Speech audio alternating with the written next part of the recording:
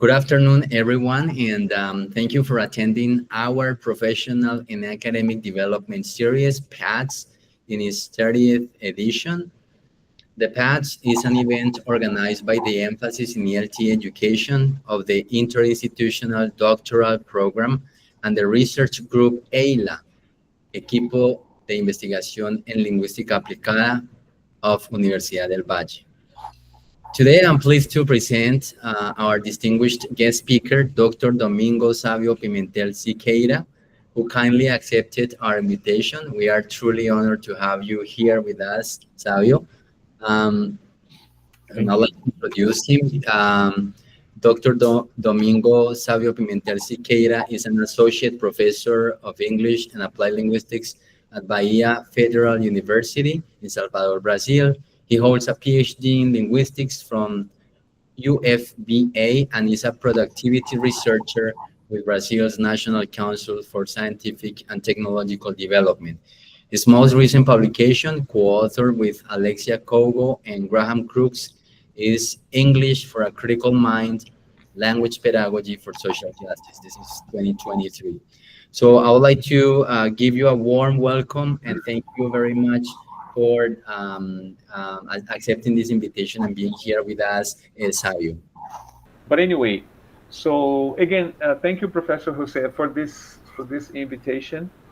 And the topic that I chose to share with you, and of course, depending on your experience, it's nothing new. But I think when we get together to discuss some issues that are part of our context, especially because I think we have lots of similarities, and as teacher educators and also as future teachers of English or professors of English. So then there are many things to explore when it comes to this let's say umbrella term that we call ELT, right? So then, since I work with the concept of English as a lingua franca, so then I'm going to, I put together these concepts, and the title of the presentation is English as a lingua franca and the decolonization of ELT materials from reflection to action. So for us to reflect over this and see how we can make it like how we can do things in practice. So then let me go to the next one. So first of all, I would like to say especially to the audience, especially to our colleagues in Colombia. So a special hello from Salvador, Bahia. I'm sure you all familiar with Salvador. So then just for you to have an idea where I am right here in the northeast of Brazil. And Salvador is a historical city. It was the first capital of the country. It's on the coast.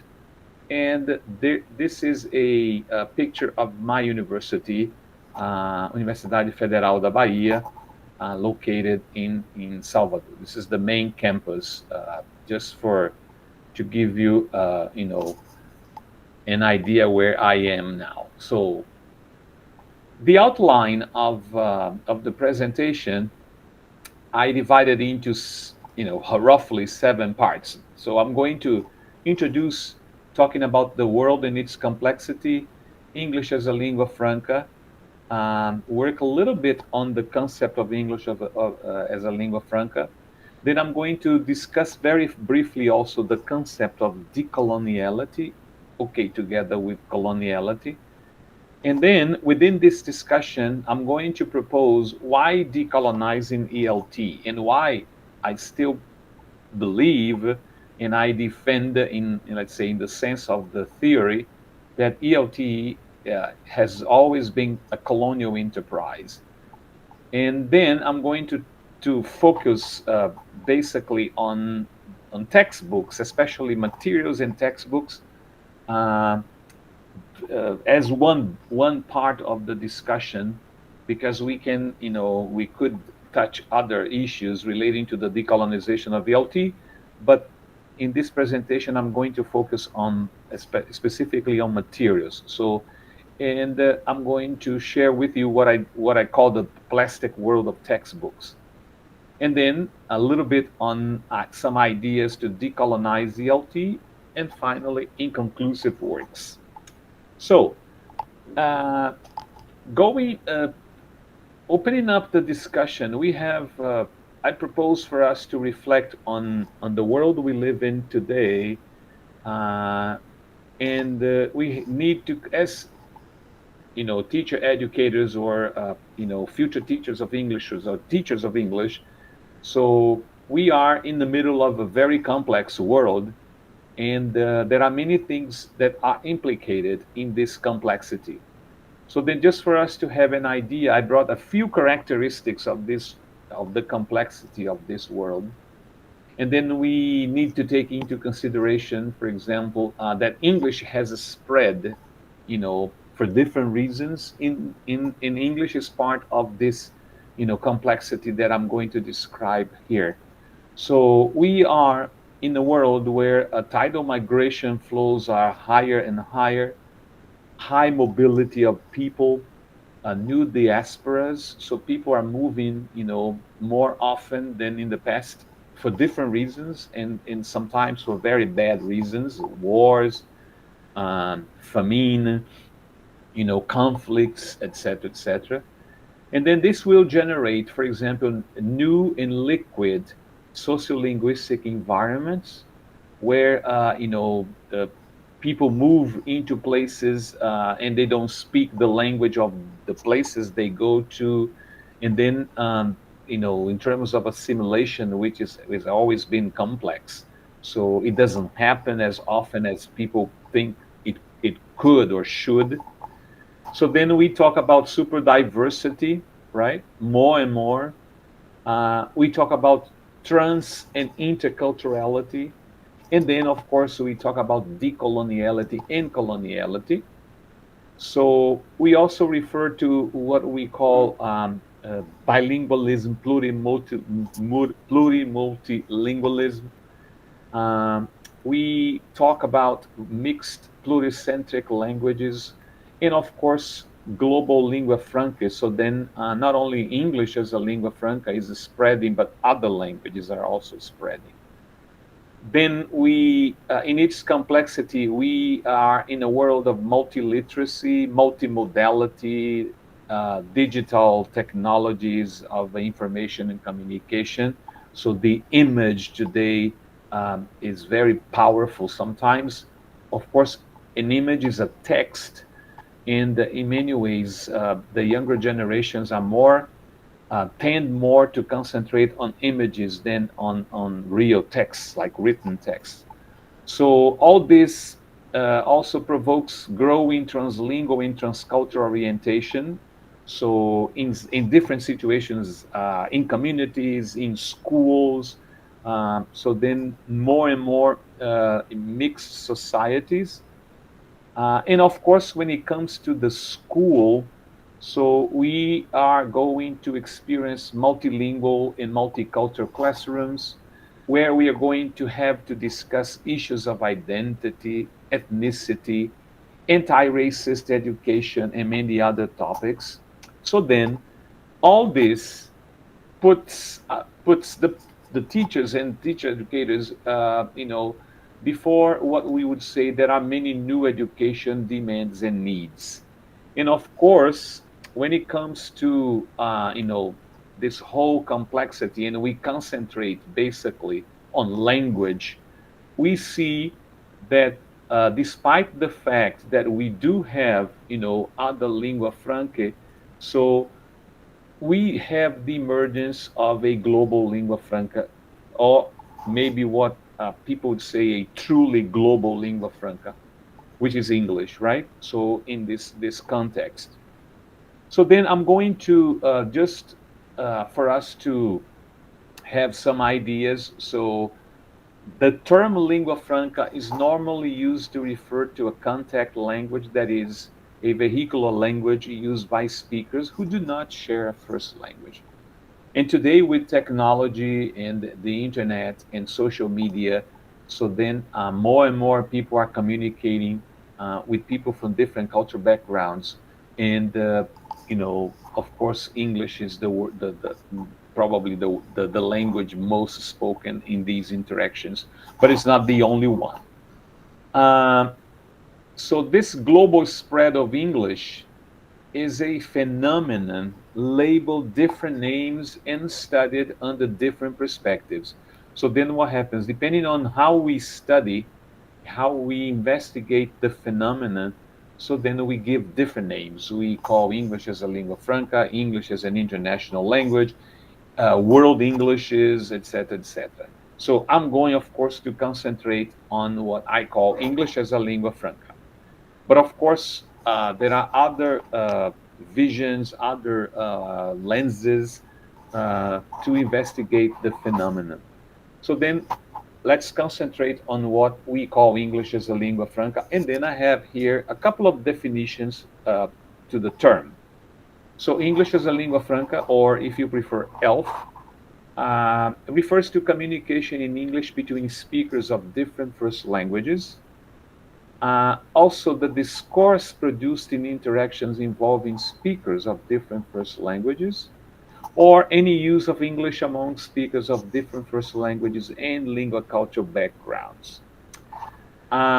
We could also say, from a more ideological point of view, that ELF refers to a social, emergent, variable, translingual, and power mediated communicative practice where English resources are used among speakers with different lingua cultural repertoires. We could also say that ELF refers to the way multilinguals, so people who speak several languages, use English in real life, outside the classroom, and for their own purposes. Or a non-neutral transcultural arena of struggle and resistance, placing emphasis on its critical and political nature. So on this slide, I bring a more, let's say, uh, like metalinguistic or more ideological definitions to the term ELF, not going beyond the idea of only a language, right?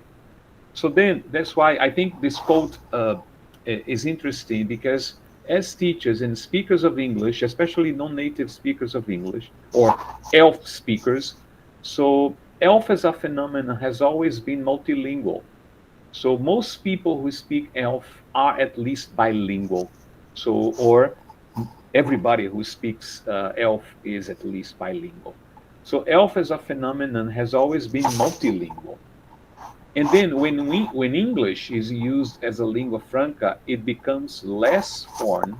And then we have, we sort of question EFL in its premise. So English is a foreign language, but also less English and closer to other languages because of the cross-linguistic or translinguistic influences of the resources in the user's repertoire and their sociolinguistic context.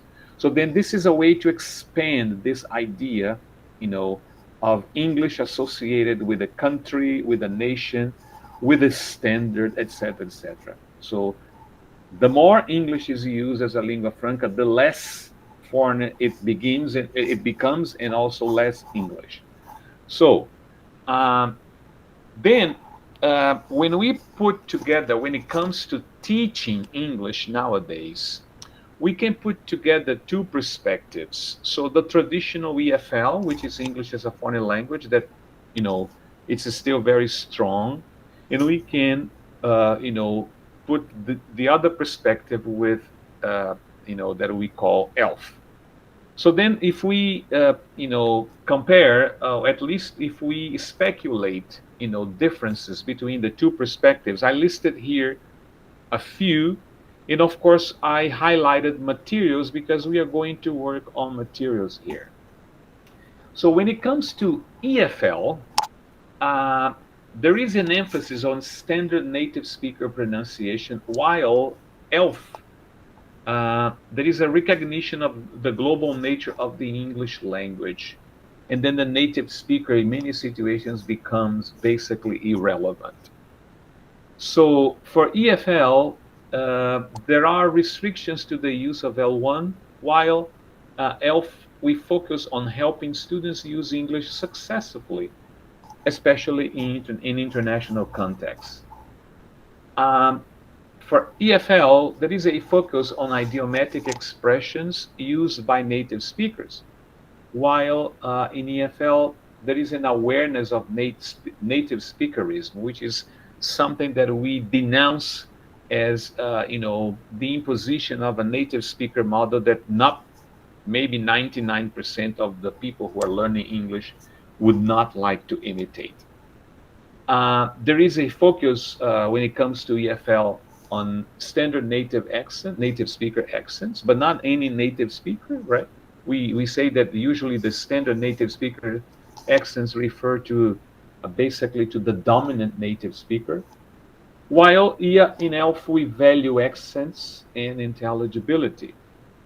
So for EFL, there is a focus on a perceived native speaker culture. So the reference is normally the country where the language is spoken as an L1, while for ELF, we embrace multilingualism, multiculturalism, and so forth. And when it comes to materials and assessment systems, they should reflect each orientation. So EFL materials would refer with an assessment would reflect these orientations, and while ELF would reflect those orientations. And that's basically what I'm going to explore, following the and then opening up while we get into more practical work. How important is this dialogue between the concept of decoloniality and English as a lingua franca? This is something that I've been doing for some time as a researcher. And of course, there are many authors, especially in Latin America, that have engaged in this enterprise. So the term decoloniality, so then for us to define decoloniality, we have to understand coloniality. So according to some authors, we have moved from what we call global colonialism to global coloniality. And then we have to understand, not only as teachers, but also as teacher educators and students, in our daily lives, especially us Latin Americans, that we are at the same time a product and also producers of coloniality. Of course, we could spend hours here discussing this topic, but it's very common that we are always shutting through this process of being a product and a producer of coloniality. A definition of coloniality. So according to this author, who's Latin American, the long-standing patterns of power that emerged as a result of colonialism. Coloniality is maintained alive in books, in common sense, in cultural patterns, in self-image of peoples, in aspirations of self, etc., etc. So then Walter Mignolo would say, the opposite. Decoloniality. It is a concept particularly strong in Latin America, and it aims to delink from knowledge hierarchies and ways of being in the world in order to enable other forms of existence on Earth. So then, where we could engage in an epistemic reconstitution of ways of thinking, of languages, ways of life, and of course of being in the world. Of course, these definitions are very broad when it comes to knowledge and knowledge production. And then we can, and this has been done for some years already by Brazilians, and also other Latin American scholars, where we try to bring the concept of coloniality into language studies, including ELT and also English teacher education. So then, I'm going to bring here very quickly this idea. How can we, as teacher educators and as teachers, as professors of English, we can deal with this, concept of decoloniality? So, decolonial thinkers propose to acknowledge and legitimize the polycentric and the pluriversal nature of knowledge. This is the first step for us to, you know, think decolonially, let's say. So, because we tend to concentrate, and also in our universities, so knowledge usually is monocentric and universal, and usually Eurocentric, and of course, or U.S. Eurocentric knowledge. But then, for us to think decolonially, we have to acknowledge that knowledge should be polycentric or pluriversal, not universal in the sense, because history has shown that what became universal, in terms of knowledge production and knowledge spread, is basically Eurocentric, and of course, later U.S. Eurocentric, right? So then, as let's say decolonial thinkers, we need to engage, according to this author, in three movements within any decolonial attitude or gesture. So this is by Menezes de Souza, who's a professor at USP. And then he says that we need to identify coloniality. That's the beginning of the process. We need to be able to interrogate coloniality, and then uh, do whatever is possible, including ourselves, to interrupt coloniality. And then, as my colleague Ana Duboc says, we cannot denounce coloniality if, or one cannot denounce coloniality if one is not able to identify and interrogate coloniality from the inside out. It means that we need to look at ourselves, to look inside, and then be able to identify, interrogate, and interrupt coloniality, beginning from us. So then, my theory, and also what I believe, is that when I look at ELF studies and also the concept of ELF, the way we conceive, ELF is to be taken as potential arenas of decoloniality. So then, as teachers, as teacher educators, we have to struggle for a symmetrical north-south dialogue, right? So then, instead of just what comes from the north is universalized, and the south becomes, or has for many years just worked or has functioned as consumers, not producers of knowledge. When it comes to English as a lingua franca, when it comes to ELT, the way we see today, so we have to struggle for a symmetrical north-south dialogue. Not simply say that what comes from the north is not interesting, but then it should not be universalized, because we are fighting for pluriversality, not universality. So then, by saying this, uh, thinking of decoloniality and English as a lingua franca, so, and then also funneling into our context. So, to what I have these two questions. To what extent have these ideas permeated mainstream ELT classrooms? To what extent? And then you can also, as teachers and teacher educators or students, so try to think now, to what extent these ideas that I have just, gleaned here, that I just mentioned here, have permeated mainstream ELT classrooms in your context. So, and then I say, why is there a need to decolonize ELT? Of course, you can agree with me or you can disagree, but then we can discuss later. So, but I have two arguments, strong arguments, using authors to say why decolonizing ELT. The first, I bring a quote from Alastair Pennycook, and I also bring a quote from our colleague from here in Brazil, Rajagopalan. Uh, so then, why decolonizing ELT? So then I'm going to read what Pennycook says. because there are many ways in which the current spread of English, teaching methods, and textbooks is seen as a recapitulation, if not an intensification of neo-colonial relations. The conjuncture between ELT and colonialism has had long-lasting effects on the theories, practices, and beliefs to ELT. From classroom practices to beliefs about the cultural makeup of our students, many aspects of ELT reproduce cultural constructs of colonialism. Then Rajagopalan would say, because ELT practices that have long been in place need to be reviewed drastically, as with a view to addressing the new set of challenges being thrown at us by the phenomenon of health.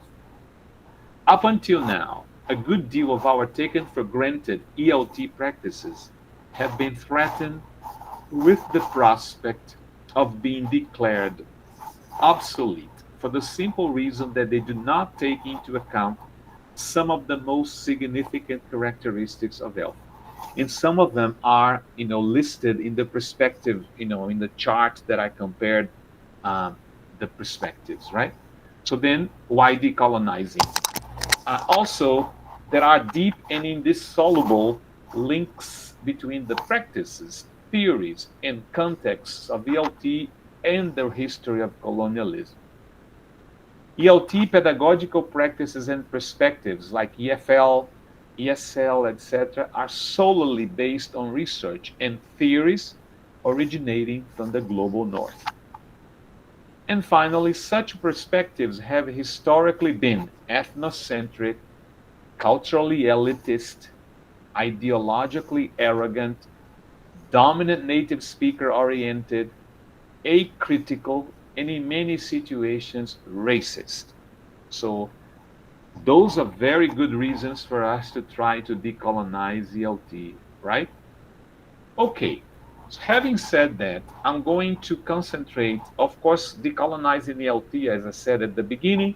I could be talking about different aspects, but of course, as in this session, I'm going to concentrate on materials, especially textbooks. So let's begin with course books or textbooks. The first thing that we have to understand, and then of course, if you are a teacher of English or a student of English, you are going to remember some of these aspects that I'm going to share here with you. The majority of course books used for English instruction have been sanitized to make them politically and socially harmless for an international audience. If you think of the programs in a lot of international textbooks, the topics are normally, the same topics, and some of them are totally irrelevant to our students' realities. Going shopping, traveling to Disney, etc., etc., etc., right?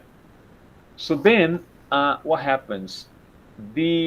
As Pennycook says here, many ESL textbooks, or English as a second language, or EFL if you prefer, still work with the 1970s Kellogg's cornflakes vision of the family. So and family is a topic that is always in textbooks. But what kind of families do we actually? Many textbooks still reproduce the royal family from England, right? So these cornflakes vision of the family: a blonde, white, heterosexual family with one daughter and one son, all of whom clearly visit the dentist regularly. And then I took this picture from a book, and then look at the family: white,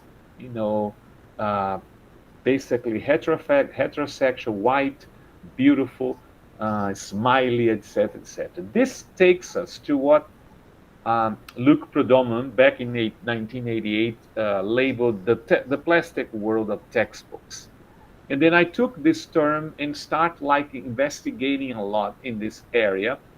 And it's not only textbooks, but also what we call supplemental books, supplemental, or books that are used to, for different reasons for you to study and, So then I selected here just for you to have an idea of how these things, this is an industry, and associating the language with the country, you know, how we are invaded, we are flooded with, this type of thing, and we don't even pay attention to.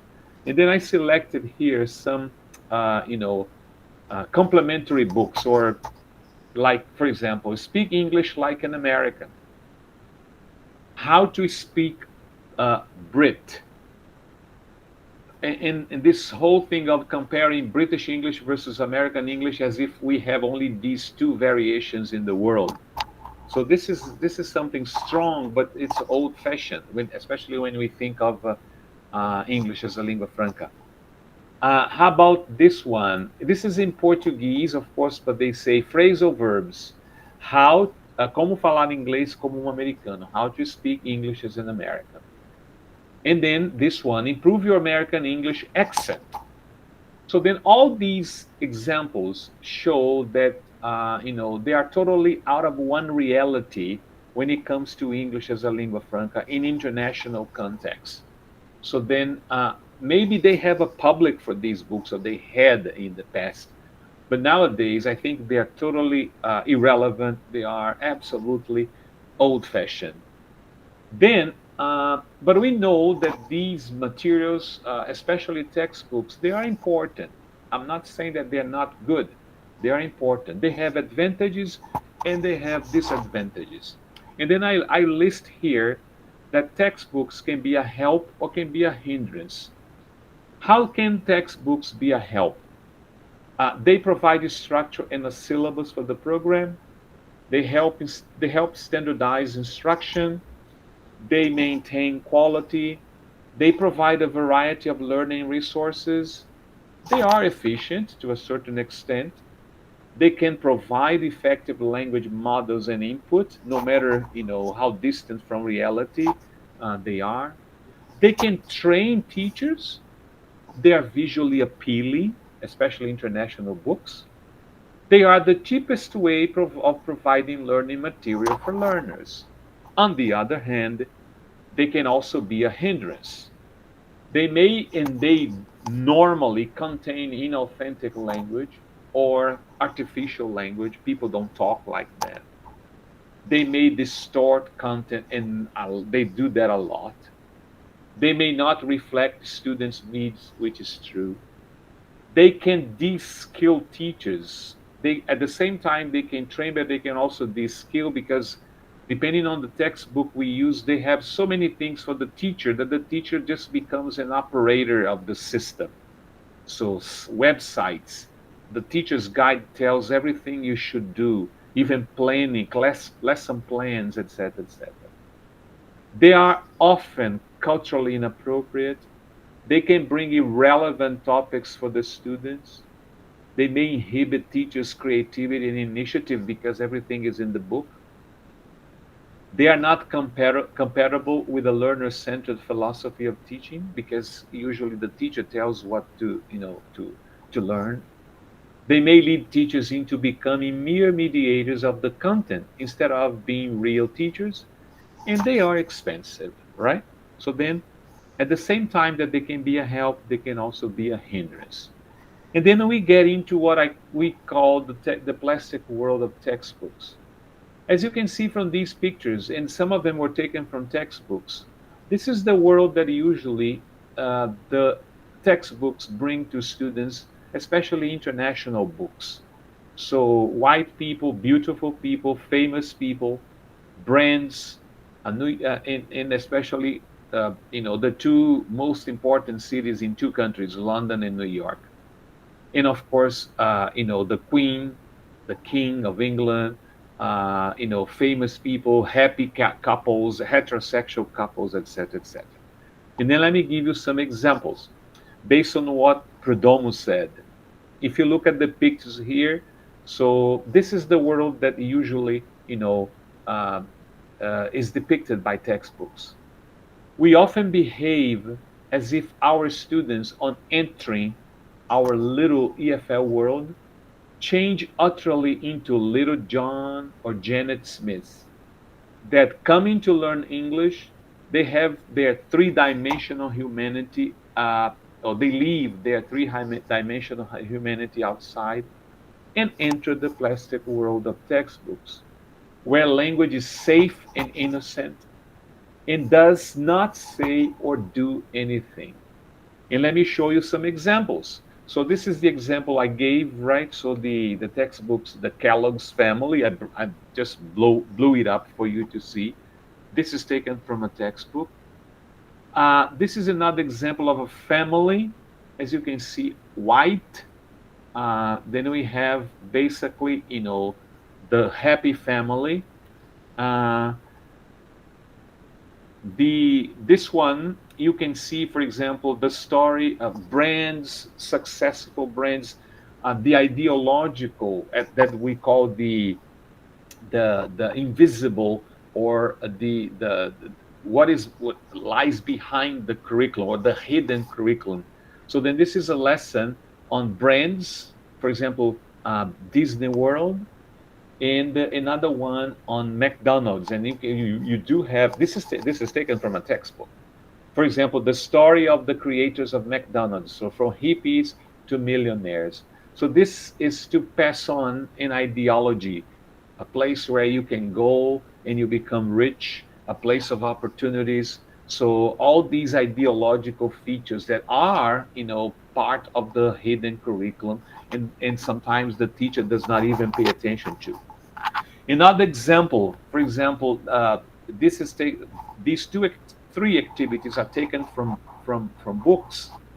And if you look at the first one, this is an exercise to test and to introduce comparatives and superlatives.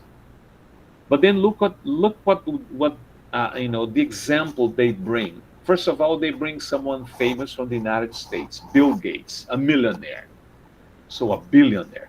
And then you have, for you to identify the grammar, or the linguistic feature. Here's the text. Bill Gates is the richest private citizen in the world. There is nothing he can afford. Every morning, when his alarm clock goes off, the software tycoon is $20 million richer than when he went to bed. So then, if the teacher does not look at this, he or she is going basically to explore the grammatical feature. Oh, superlative, comparative. But how about what is hidden in this curriculum?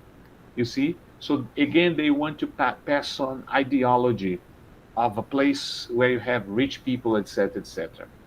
This is another exercise called The Life of Ryan, and of course a white person. And then Ryan, look at the items that are given to the life of Ryan. He lived in a foreign country. He worked for a big company. He stayed in an expensive hotel. He flown in a jumbo jet, cooked a meal for 10 or more people. He met a famous person. He seen a play by Shakespeare. He's driven a tractor. He's been to the hospital. He has won a contest. Basically, this is to test the present perfect. But look at all the activities in the life of this person that probably have nothing to do with our students' lives.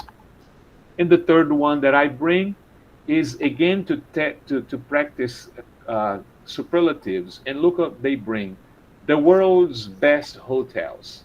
And then they show hotels in Hong Kong, hotels in New York, hotels in London. So hotels that probably none of us will ever have the chance to stay at. And imagine our students from our different contexts. So then this is the plastic world of textbooks that are becoming more and more common. And we as teachers and teacher educators, we need to act upon these books and have a critical, let's say, view of this whole thing. I'm sure you have lots of examples. And of course, there are books and also examples of books that try to subvert this and then bring more issues that are important to our students in their local in local context, etc., etc. But then, of course, we feel a bit frustrated when we show these examples. But we can use our decolonial lenses to decolonize these materials. And then I list here a few a few things that we can do, you know, um, in order to, as teacher educators, as critical teachers, in order to change this, right? So then, through decolonial lenses, let us seek, use, and or produce materials from within. So materials that we look from within, where we live, our realities, etc., etc. And materials which, first of all, consider language in use. So the use of the language that your students will use immediately in, possibly on the internet, whatever. Challenge the standard dialect. So this whole the ideal of the native speaker.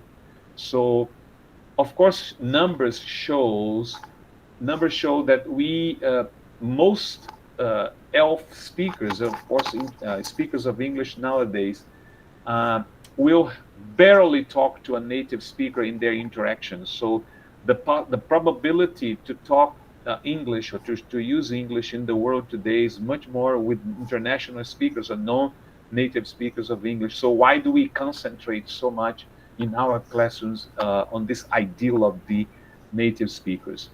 Materials which embrace as fully as possible what linguistic diversity can offer in terms of accents, variation, lexical enrichment. So, if there is a Colombian way of speaking English, if there is a Brazilian way of speaking English, so let's embrace these features because they do make sense to our students than trying to oppress or make our students go crazy about imitating, American English or British English, whatever.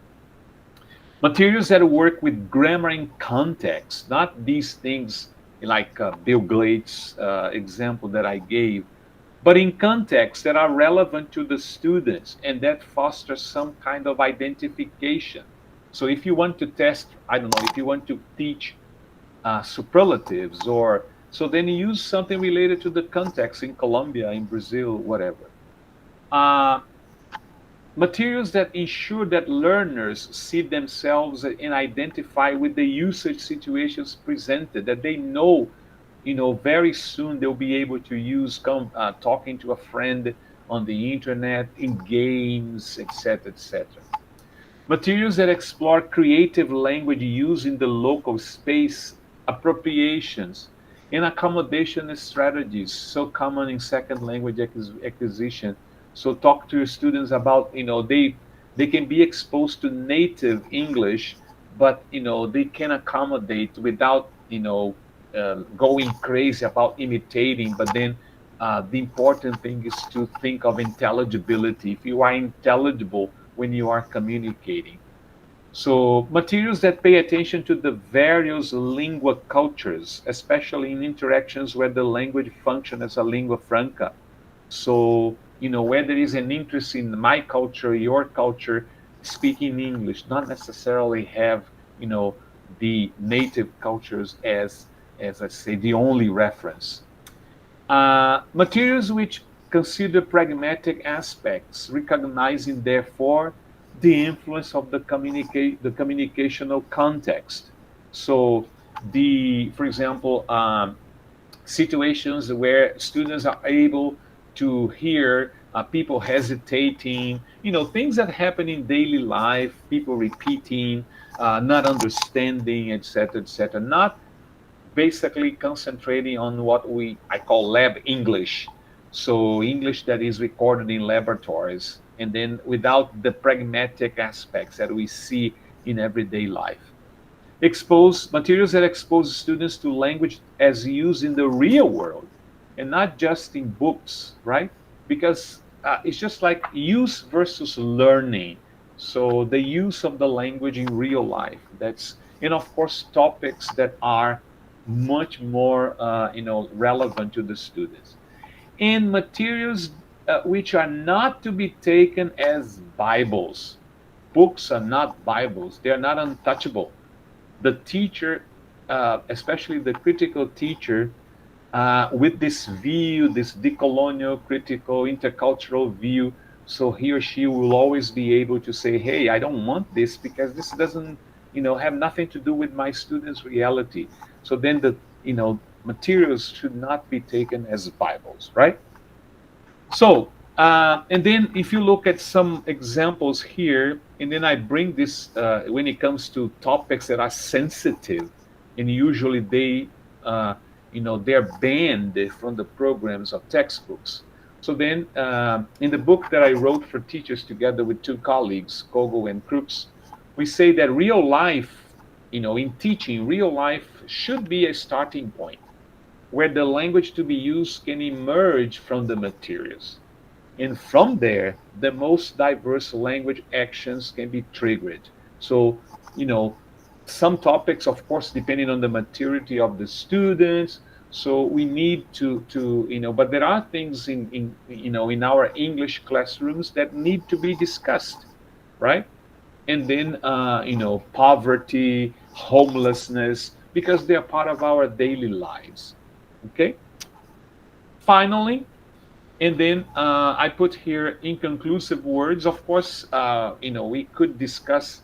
There are different ways of trying to decolonize in ELT, beginning with ourselves.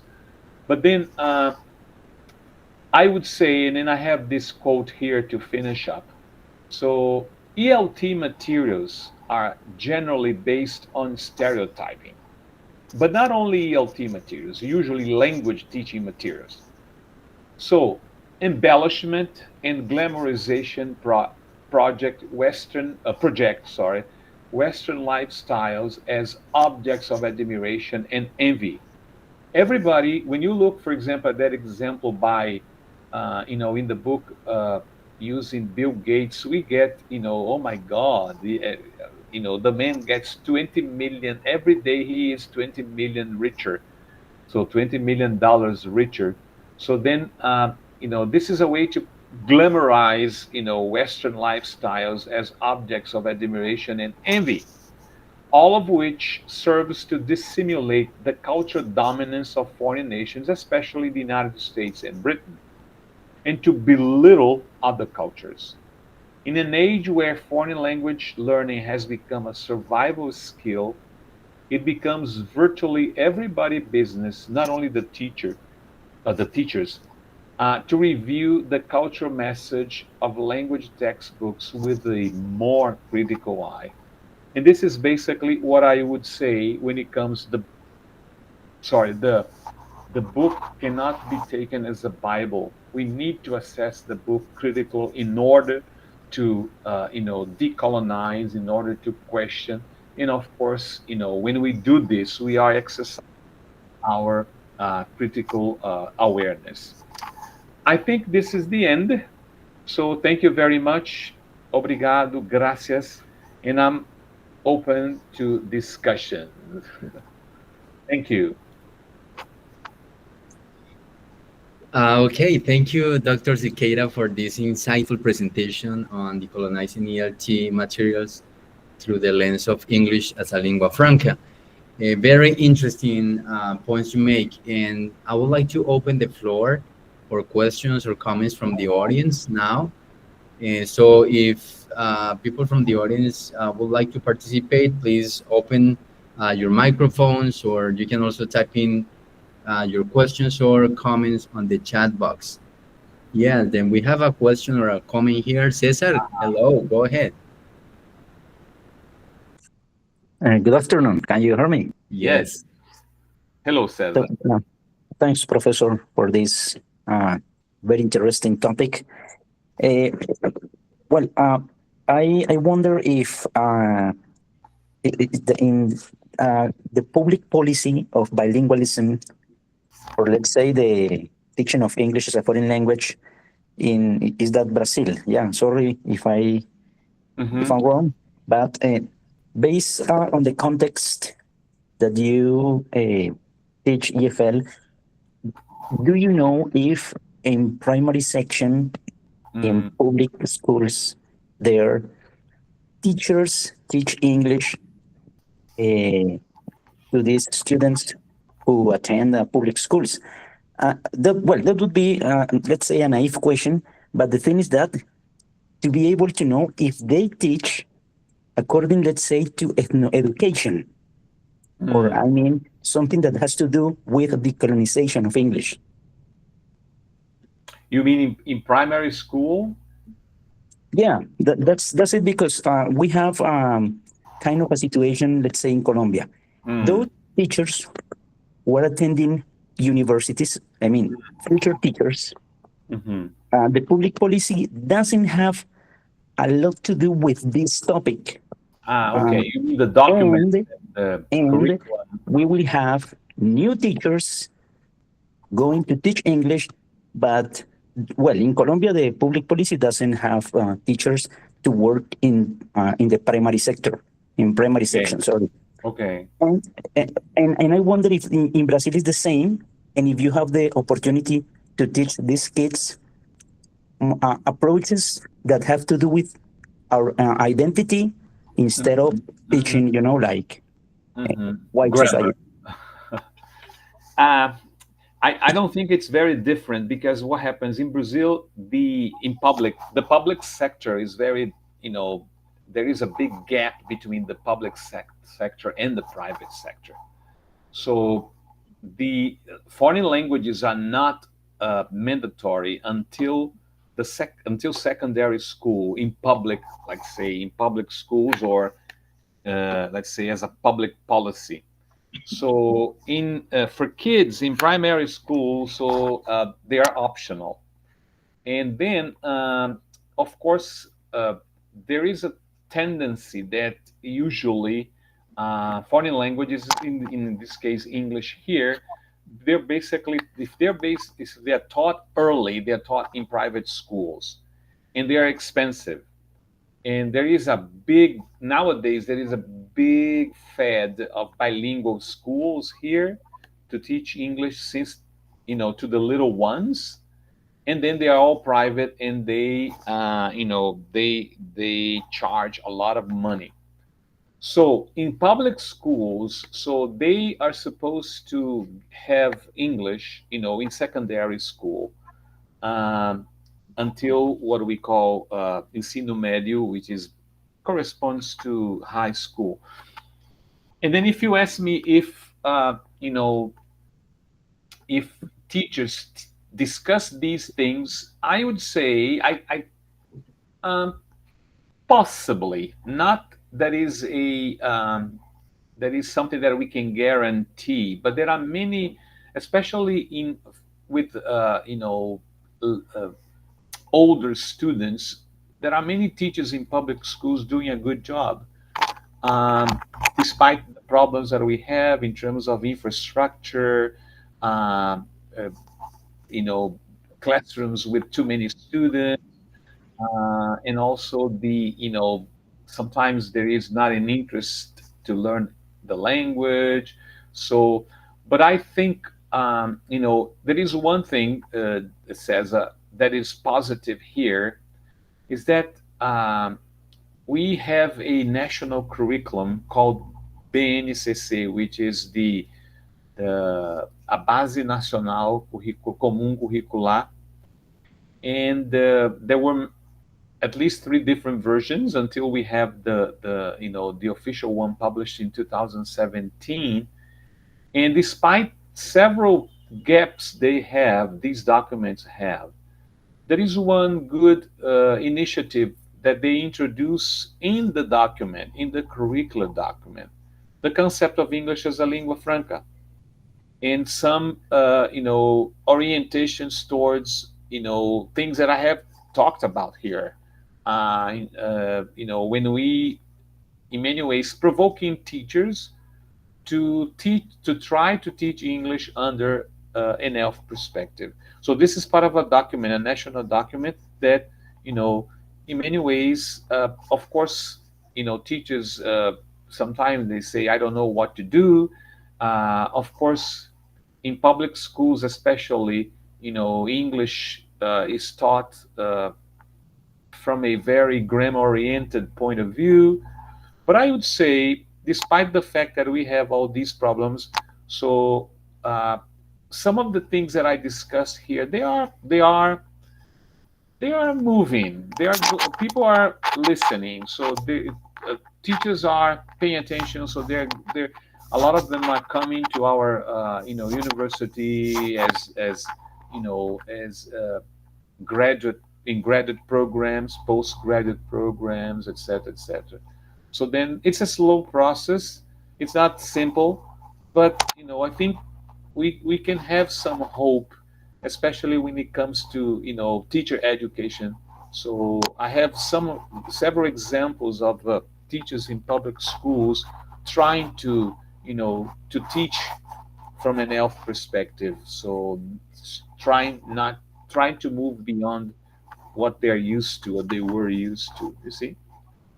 So I don't know if this responds to your question, but we do have similar contexts. They're not very different. Thank you, Fabio. Uh, well, you guys feel free to open up your mics and speak or write down your questions. I wanted to make a comment about your some of the things you said, and um, Walter Mignolo in one of his books talks about the idea that we have to change the terms of the conversation. Yeah. That's right, but he also talks about changing the content of the conversation. Yes. And when it comes to textbooks, what I've observed, or with when it comes to language teaching, what I've seen a lot is that it's been reduced, and this is one criticism that I've been making, that it's been reduced to translanguage, right? So a lot of the people who are talking about decoloniality in ELT, they've been saying that, like, the best way to decolonize English language teaching is through translanguaging. That's, that's just one little action, one little gesture to decolonize the language classroom.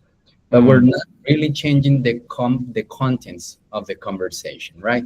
And what we're saying here is changing the contents of the conversation, because when we think about the plastic world of the textbooks, which is basically all of the contents that they are providing to us. And if you think what that is doing to this, the dimensions of coloniality that Quijano and Mignolo and Walsh propose, the coloniality of power, the coloniality of knowledge, the coloniality of being, and the coloniality of nature, right?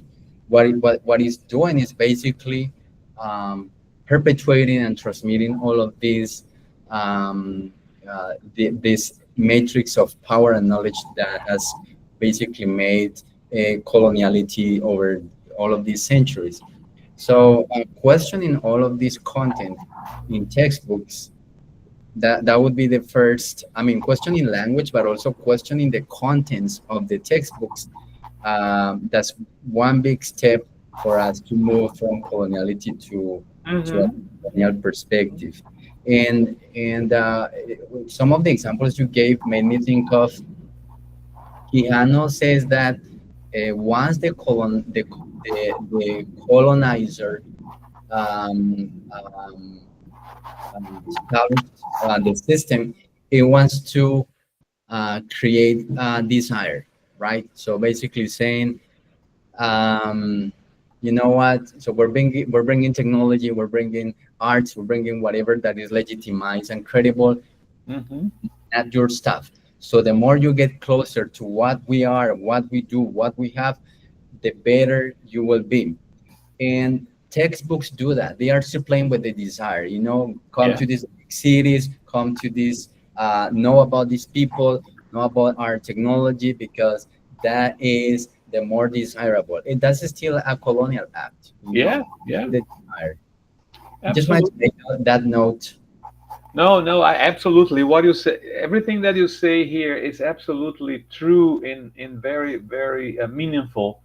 Um, of course, we have to change the content and the terms of the conversation, of course, but this takes time. We have to start from somewhere, from little steps, right? Baby steps.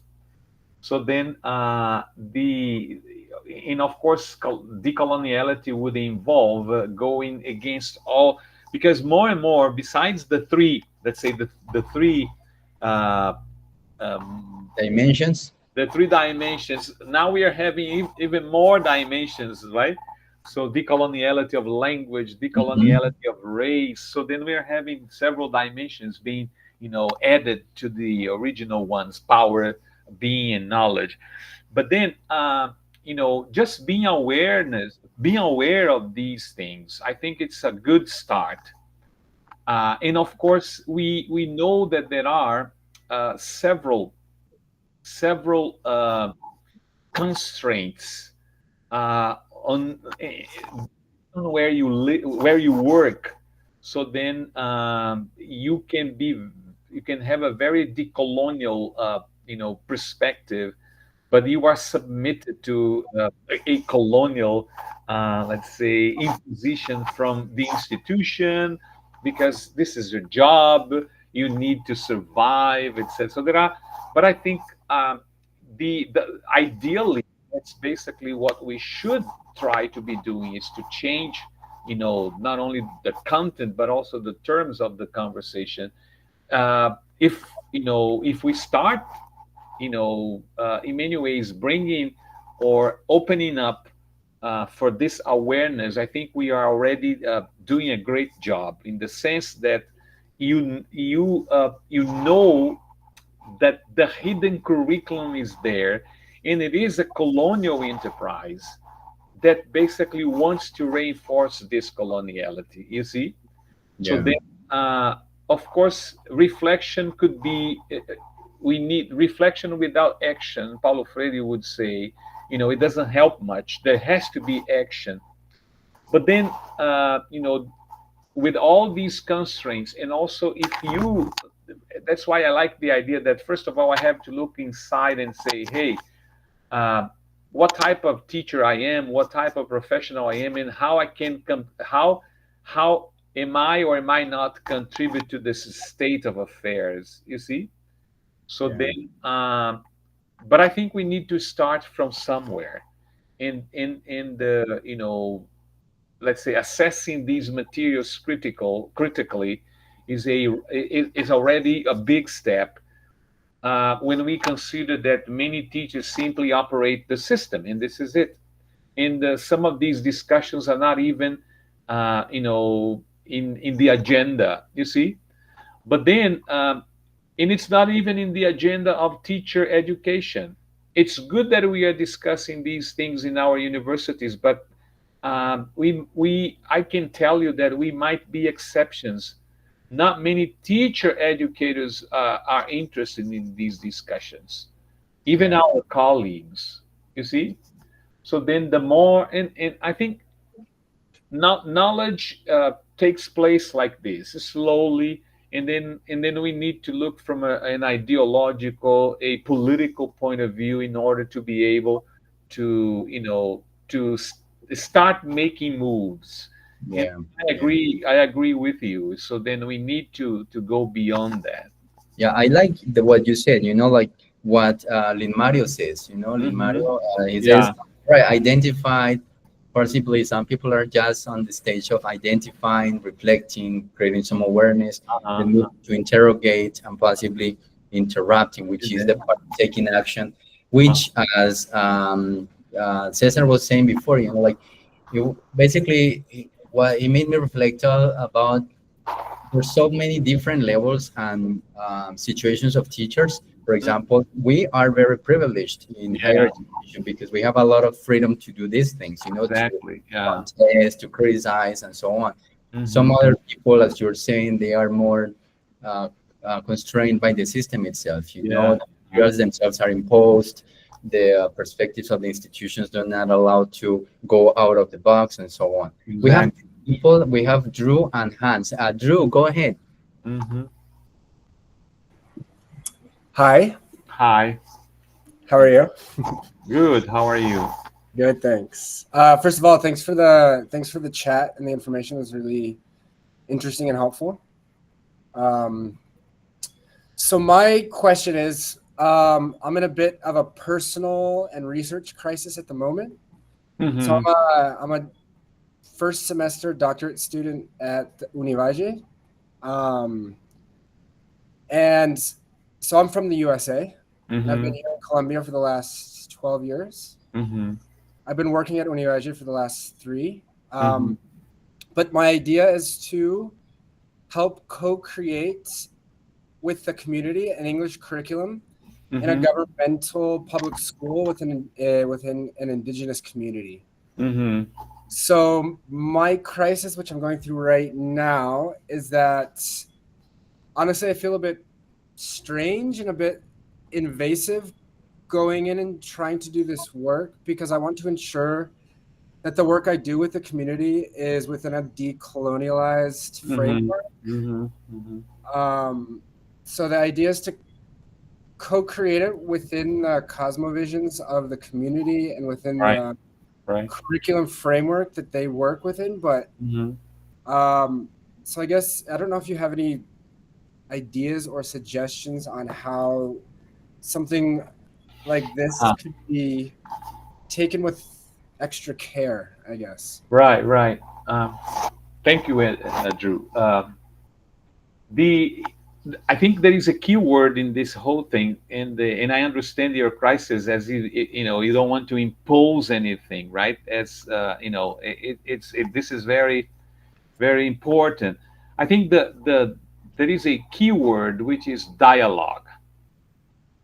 The more you establish dialogue with the community, and the more you get to know the community, you know, I don't know if you would have, for example, like if it's to create a curriculum, so probably you are under official, I don't know, under official, let's say, under there are governmental, you know, orientation. Yeah, there are. So and then I think the you from what you say, you are very sensitive for their cosmovision. You don't want to impose. You don't want to be invasive. So I think maybe you my suggestion, and this might be very challenging in many ways because sometimes what happens, these communities, they usually see us researchers as authorities, and they don't feel like you know, stimulated to, or they don't even know that they know something. And then I think I would you know, first of all, I congratulate you for being this crisis because it's extremely sensitive Thanks. in the sense that you are, you know, you don't want to impose, you don't want to be invasive. So then I would say that try to establish a, you know, within the community, with the group you are working with, ways to establish dialogue, and then really um, understanding the context. So in order to put together a document that would really be, you know, would bring relevant materials, ideas, activities to them, and topics that you know that are interesting to them, that make sense to them. Because the language in this is the situation where we should see that language becomes, you know, the means, not the end. You see.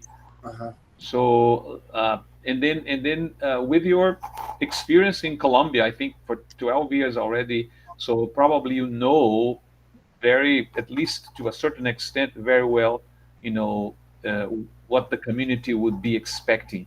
But I would recommend this: establish a strong, you know, circle of dialogue for you to see, to bring together the formality of the document, but filling the document in with things that would be interesting to them, and then looking at the language as a means, not as an end. You see.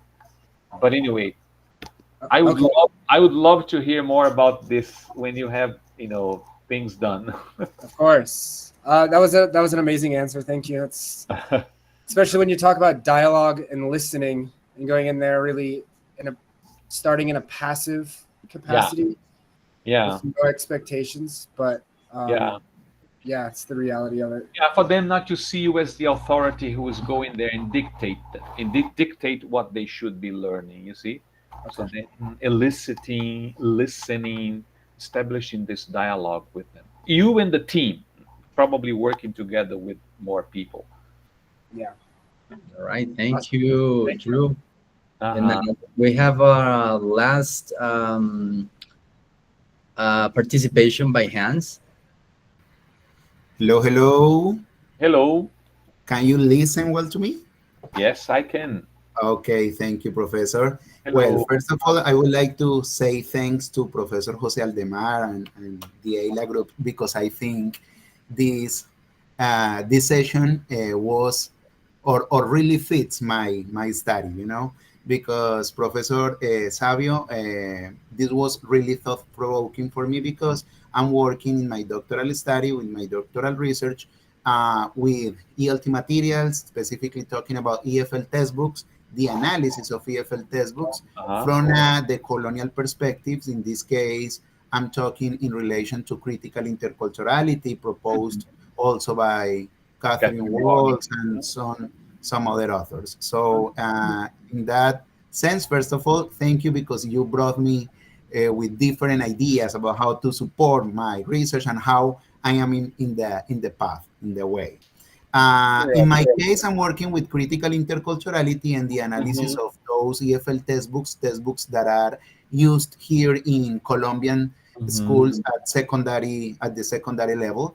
And my purpose is to unveil critical interculturality criteria for the evaluation, selection, and use of those EFL textbooks, which also fits what you already mentioned because you were mentioning now in the talk with Professor Jose Aldemar about the need to assess those EFL materials or ELT materials, in this case, the textbooks, which I think it also connects with my study.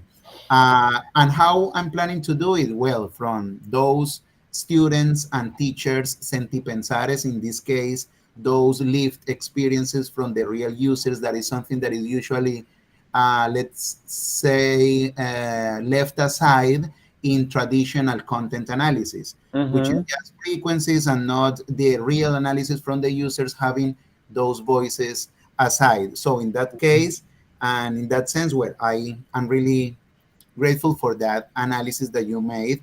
And my Mhm. question is in relation to something I have discussed also with my advisor, and is that ideal way or ideal that teachers might be the ones who create or develop those materials for those students. However, we've seen that it is not an easy task because, Mhm. as you mentioned, we are just in those baby steps, as you mentioned, Mhm. and maybe some teachers are in the task of trying to develop, trying to Yeah. create, trying Yeah. to co-create, maybe Mhm. to transform those realities from those Mhm. students. Mhm. However, we've seen that trying to cope with more population, with more students, and with more teachers to develop those materials is hard because, Mhm. well, we are in that process of maybe making this more visible. Mhm. So I would like to know maybe how there in your country cope with that creation, development of materials, Mhm. or maybe how those, what I'm trying to do, those criteria for evaluation, selection, or probably the use of EFL textbook might fit and try to cope with more teachers and to have a Mhm. better audience in this case. So Mhm. thank you again, Professor. Thank you, Hans. Thank you. Uh, the well, first of all, congratulations on your research, and I think it's textbook analysis became something big in everywhere. So here, a lot of people also have investigated and are investigating textbooks, especially English textbooks. So then I'm sure you're going to find a lot of interesting things when it comes to lack of interculturality, not even critical interculturality. But anyway, the you're right. So the we should not expect at first that teachers should be able to produce materials, because it's not easy. It's not simple. Uh, and we know, for example, that let's say the authors of textbooks, so that they don't work alone. They have a big team behind them, editors, designers, other teachers together. So then it's something sophisticated. And then what happens? I'm going to suggest a text by Kumaravadi Velo that he published in 2016 called The Decolonial Action, or The Decolonial Option. I don't know if you have. That's beautiful. Yes, of course. Yeah, and That's then in the text he says, one at the very end he says that it's not easy, but it's not impossible to produce teachers to produce materials. They can do a study to produce materials. Sometimes they don't have the time to produce materials because they are so busy and so many things to do. But then what happens? So I really don't expect, unless the teacher really has this talent, I really don't expect teachers to be producers of materials because of different reasons. Uh, Even though I know that some of them do beautiful things, I expect teachers to assess materials critically and replace with other things that they might or may not, because sometimes I have the feeling that sometimes teachers say that I'm okay, I'm replacing materials, but they are just doing cut and paste. So bringing materials from other books or from other authors. But we know that there are teachers that depending on the situation, when they are more, the curriculum is more flexible, or English is not so, they don't, sometimes they don't even, here in Brazil, you may find schools where they don't even have the books. So then it depends a lot. So then I think the realities, I think we have similar realities. And I think we have, teachers who are very talented and they do produce materials, but they produce materials reactively. So they see something that they don't like, or they produce materials to complement, the book. But when it comes to, in my experience, is that a lot of these materials nowadays with the internet, so they are producing lots of stuff using apps, using PowerPoint videos. So they are complementing or supplementing books with their own materials and creating, but then not systematically, you see. So then, but I believe, depending on the talent of the teacher, depending on time, a lot of things can be done in terms of assessing the book or the material they use, and replacing, adding, subtracting what they think it's not interesting for the students. So I think with technology nowadays, and I think I'm not I'm not sure, but probably with artificial intelligence, they will be able to get a lot of support to produce extra materials, right? So then this is a reality, and I believe here and there also. So, but I do think in the US about our reality, I do see a lot of teachers, producing extra material, especially when it comes to videos, exercises related to listening activities, so, and trying to teach grammar, especially grammar, from a more contextualized point of view. You see, so then as you say, it's not easy, but it's not impossible. I think now with technology, with the ticks, so they can do things fast and be able to assess. But the first step is assess the material, see if the material fits, totally, because it doesn't in your context, and start like adjusting, adapting, I think this is, but have a look at this text by Kumanavadivelu where he says, it's not easy, but it's not impossible. And so I would like to thank Professor Sávio Siqueira. We want to express our gratitude for sharing your work. I think your presentation has helped us critically reflect on the intersections between English as a lingua franca and decoloniality. And I think this is an invitation to reconsider the plastic world of ELT materials and to explore ways in which we, as educators and researchers, can actively contribute to decolonizing content through more critical and transformative practices.